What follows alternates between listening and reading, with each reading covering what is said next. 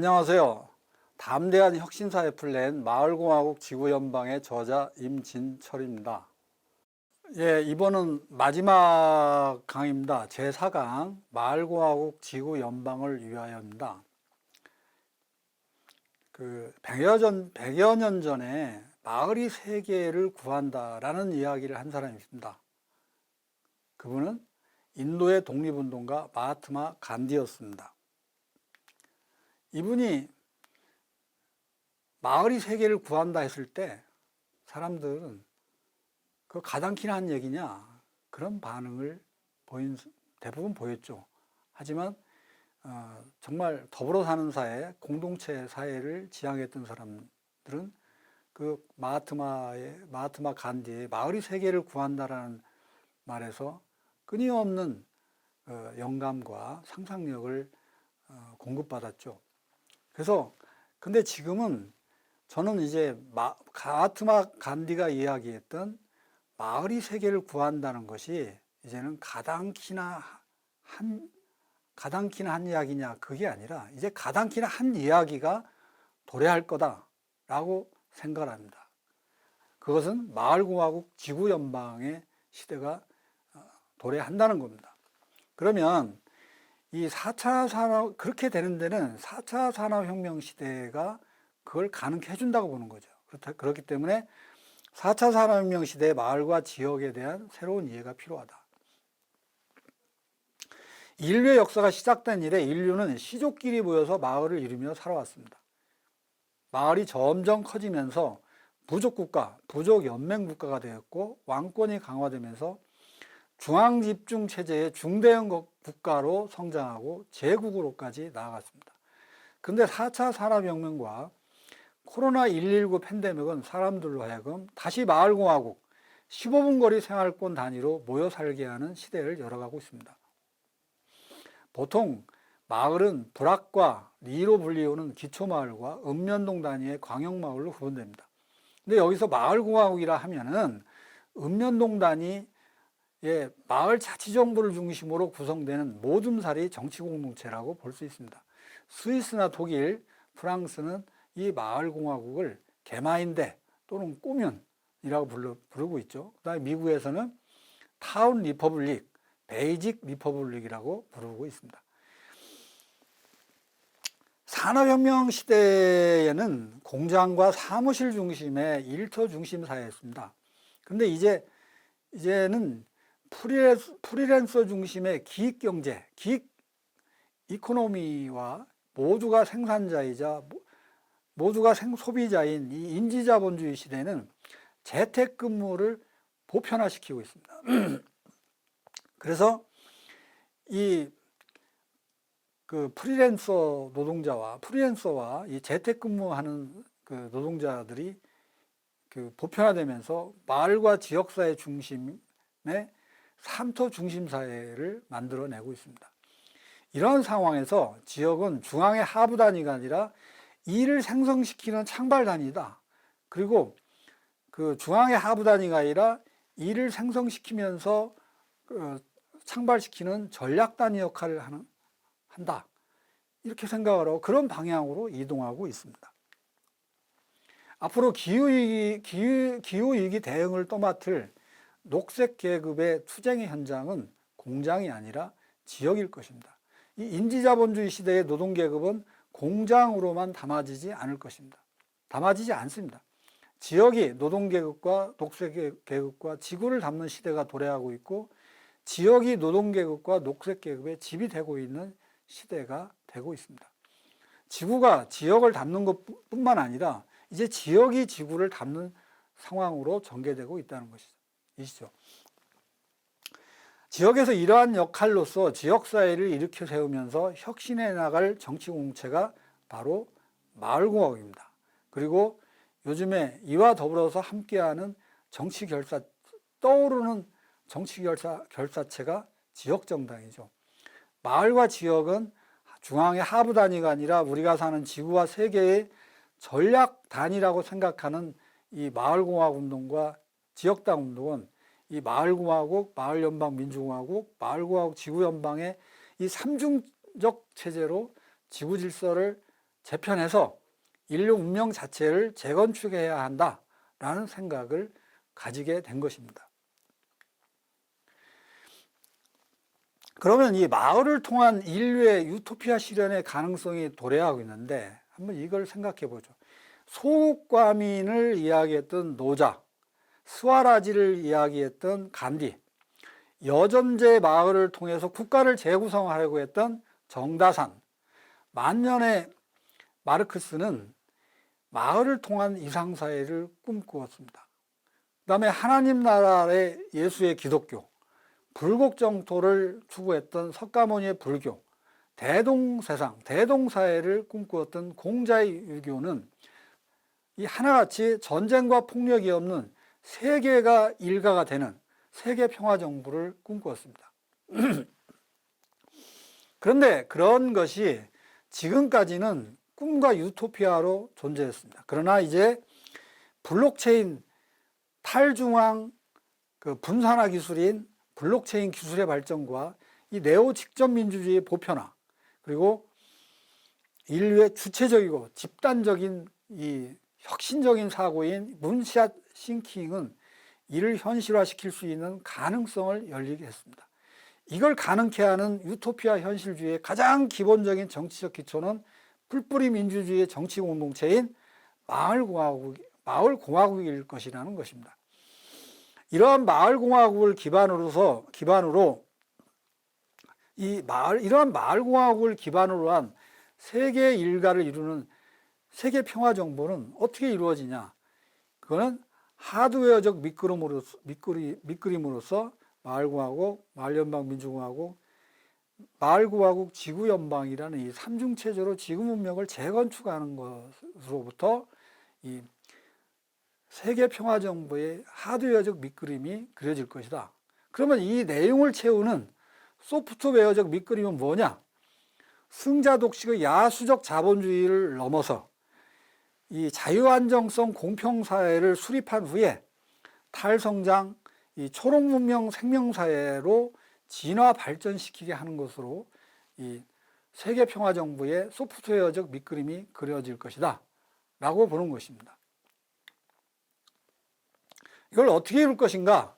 그거는 아까 얘기한 혁신적 사고인 문샷 싱킹의 방식입니다. 이 문샷 싱킹이라는 것은 달나라에 가는 것과 같은 아주 이루기 힘든 목표를 정하고 거꾸로 현실 가능한 방법을 찾아내 실행하는 아주 혁신적인 사고와 방법론을 일컫습니다.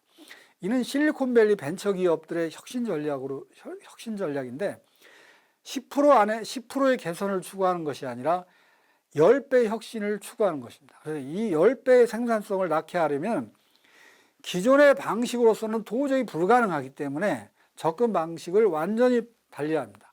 기존의 패러다임 안에서의 혁신이 아니라 패러다임의 전환을 통한 혁신을 추구하는 데서 이런 10배의 생산성이 나올 수 있다는 것입니다. 인류는 달나라에 착륙하여 우주 여행을 하는 그런 문샷 싱킹을 해냈습니다. 그런 문샷 싱킹을 통해서 기술적 성취를 이루었죠. 그런데 이제 21세기를 살아가는 인류는 이 탈중앙화 분산 기술의 블록체인과 네오 직접민주주의라는 이 우주선을 타고 마을공화국 지구연방이라는 달나라가는 이 사회정치적 성취를 이루어낼 때가 왔다라는 것입니다. 그러면 이 마을공화국 지구연방을 그동안에는 상상으로, 꿈으로, 유토피아로 존재했는데 이걸 현실로 어떻게 만들어갈 거냐? 지구상의 전쟁을 일체 없애는 것은 불가능할지 모릅니다. 하지만 지구상의 전쟁과 분쟁을, 폭력을 현저히 줄일 수는 있습니다. 뿐만 아니라 이 망가진 지구 생태계를 재야생화시키고 인류를 행복지수 높은 삶으로 살아가게 할 수 있습니다. 그 방법은 마을공화국, 마을연방민주공화국, 마을공화국, 지구연방의 삼중체제로 지구질서를 재편하는 것이라는 겁니다. 이러한 일에, 이런 세계평화정부의 이상에 한국인이 앞장서서 이니셔티브를 가질 수 있는가? 라는 문제입니다. 세계 평화정부의 이상을 가진 사람들은 국가 폐지론을 주장했습니다. 19세기 중반까지 국가를 폐지해야 세계 평화정부도 만들 수 있고 전쟁 없는 세계를 만들 수 있다. 그래서 국가를 폐지해야 한다는 사상이 한때 설득력을 가진 적이 있었습니다. 그런데 19세기 중에 총포를 사용하는 훈련된 상비군이 등장하기 전에 인민은 봉기를 일으켜서 관군과 대등한 전투를 벌일 수 있었습니다. 그런데 20세기에 들어서는 이게 불가능해졌습니다. 20세기에 들어서는 대량 살상 기술과 첨단 장비를 보유한 국가의 군대와 경찰은 인민의 저항을 압도적 물리력으로 제압할 수 있게 되었습니다. 이런 상황에서 이제는 국가 폐지론이 아니라 공권력이 군대와 경찰, 공권력이 날뛰지 못하도록 그런 것들을 길들이면서 통제할 수 있는 체제를 만들어야 된다. 그런 체제를 가진 국가를 만들어야 된다. 그런 체제에 가장 가까운 건 보충성의 원리와 연방제 원리의 통일체, 직접민주주의와 대의민주주의라는 양발민주주의 협치체제인 마을연방민주공화국이다. 이런 국가를 만드는 것이 필요한 시대다. 이런 얘기입니다. 그래서 한국의 촛불시민혁명을 통해서 나타난 촛불시민이 이러한 운동에 이니셔티브를 가질 수 있다. 저는 그렇게 봅니다. 실제로 촛불시민혁명을 통해 솟구친 마을로 간 촛불민주주의를 추구하는 세력들은 아까도 얘기했지 마을공화국, 마을연방민주공화국, 마을공화국 지구연방이라는 삼중적 체제로 지구질서를 재편하는 전망을 갖게 된 거죠. 그리고 대한민국은 코로나 정국을 거치면서 전 세계 정책의 이니셔티브를 가져왔던 미국과 유럽, 일본을 넘어설 수 있다 이런 생각을 갖게 되었습니다. 그래서 초록문명 전환혁명, 그 다음에 마을로 간 촛불민주주의 혁명, 그리고 이 4차 산업혁명 이런 삼중혁명을 통해서 새로운 인류사의 재창조 혁명을 할 수 있는 거 아니냐. 이런 혁명을 선도하는 나라로서 한국이 나설 수 있지 않느냐. 한국은 그런 꿈과 비전을 한번 가져볼 수 있지 않느냐. 이런 생각을 하게 됐다는 거죠. 이러한 생각을 우리가 하게 되면 남들을 어떻게 생각할까? 저는 많은 세계의 나라들이 지지를 할 수 있으리라고 봅니다. 왜 그러냐면 역사적으로 한국은 제국주의 지배를 하지 않았습니다. 그리고 지금 현재 경제력 세계 10위권, 국방력 6위권이 된 나라죠. 이렇게 된 나라는 역사적으로 제국주의 지배를 하지 않고 경제력 세계 10위권, 국방력 6위권이 된 나라는 한국이 유일무이합니다. 한국은 침략 경험도 없고 침략 의지가 없는 군사 강국인데 이런 포지션을 가진 한국이 세계 문제에 대한 이니셔티브를 가질 때 그 설득력은 대단히 높을 것이라고 생각합니다.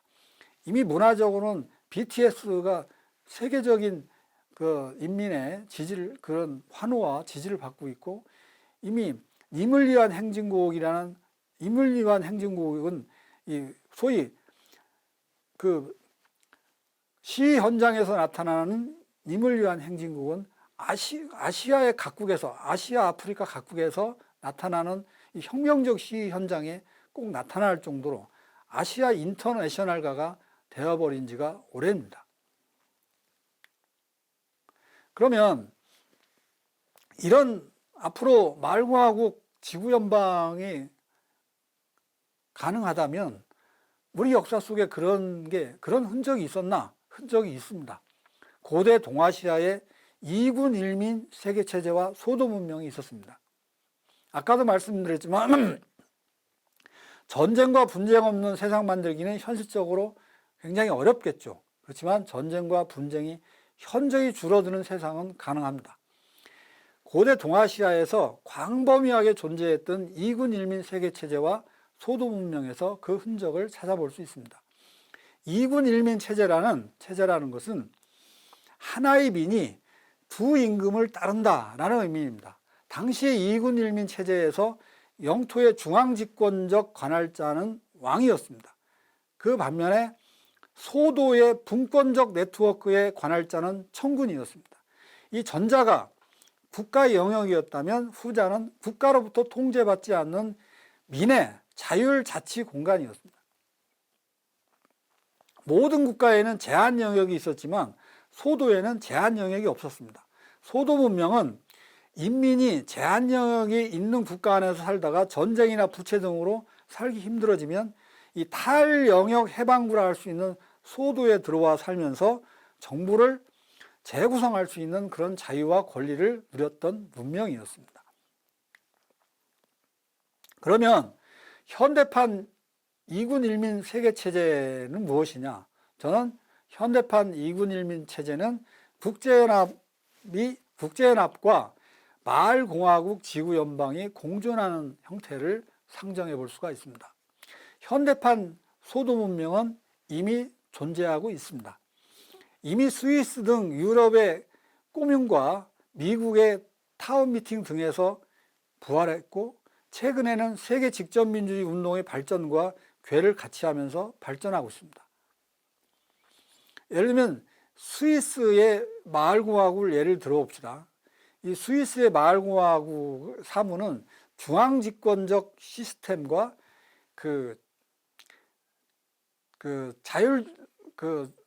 분권 자치적인 시스템이 같이 병존합니다.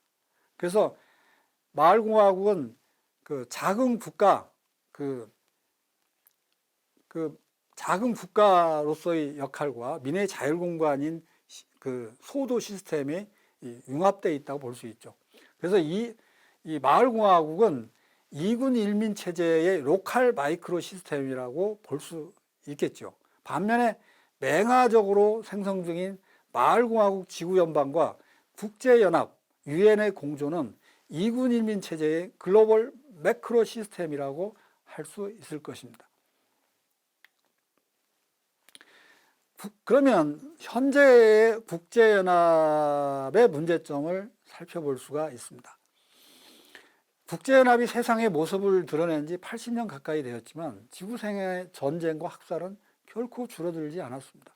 그 이유는 소수 강대국들이 해의장을 장악하고 힘없는 나라들을 줄 세우기 때문입니다.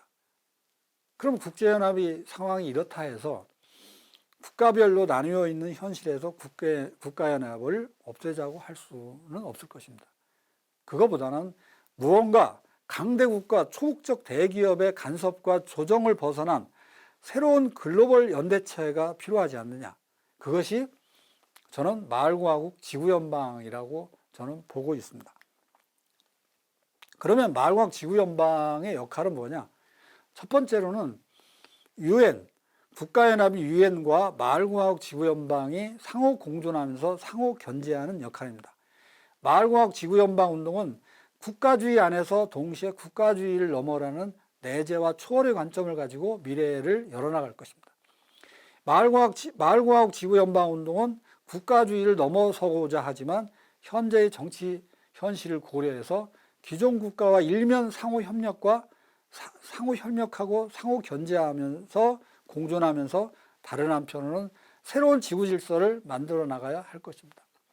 그리고 두 번째는 지금까지 글로벌 플랫폼 자본주의는 그러니까 구체적으로 얘기하면 구글이나 이런 글로벌 플랫폼 자본주의가 우리가 수많은 사람들이 지구 시민이 만들어내는 인지자본과 그 데이터를 자기들이 다 갖다 아무 보상 없이 쓰고 있지 않습니까? 데이터 세금을 내야죠. 그 다음에 생체 정보를 갖다 쓰는 생명공학 회사들도 그에 대한 지구 시민들한테 보상을 해야죠. 근데 오히려 보상은커녕 생체 정보를 어떤 식으로 활용할지 지금 아무도 알 수가 없다는 거죠. 그 생체 정보에 대한 인류의 생체 정보에 대한 통제를 누가 하냐? 그 통제에 대한 협상의 주체가 누구냐? 바로 마을공화국 지구연방이 해야 된다는 거죠. 현재 국가연합인 유엔은 글로벌 플랫폼 자본주의 세력에 포획되어 있기 때문에 전 세계 인민의 인지자본과 노동의 대가를 되돌려주는 데이터 세금을 매길 수가 없을 것입니다. 앞으로 글로벌 플랫폼 자본주의의 회사와 전 세계 인민의 인지자본과 노동 데이터 세금 협상을 추진하고 초국적 생명공학 회사들이 가진 전 세계 인민의 생체 정보를 통제할 수 있는 세력은 누굴까? 그건 앞으로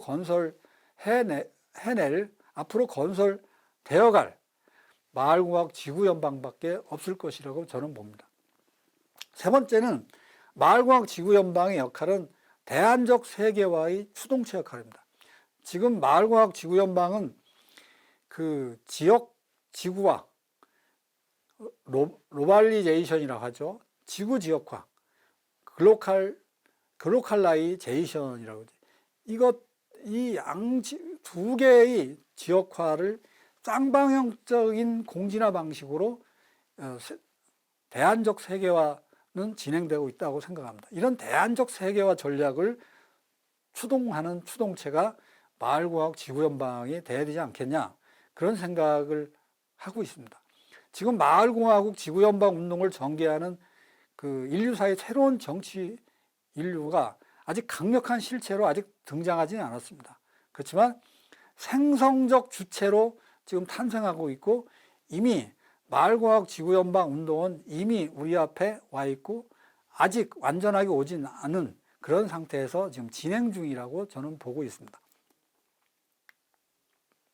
한국에서도 촛불 시민혁명을 거치면서 마을공화국, 마을연방민주공화국, 마을공화국 지구연방이라는 삼중적 체제로 지구 질서를 재편해야 된다고 생각하는 마을공화국 지구연방주의자들이 이곳 한국에서 이미 태어났고 계속 앞으로도 태어날 것이고 태어나고 있다고 생각을 합니다.